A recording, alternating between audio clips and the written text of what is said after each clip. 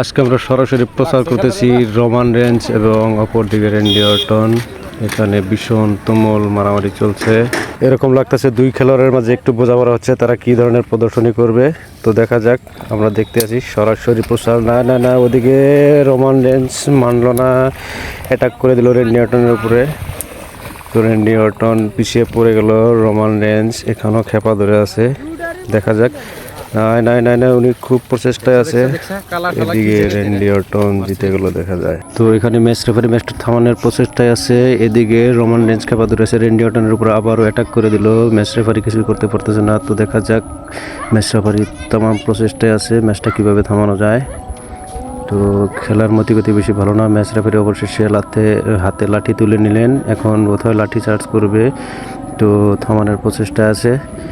তো ওদিকে Roman range খেপা ধরে আছে। এদিকে রেফারি অবশেষে লাঠি চার্জ করতে বাধ্য হলেন।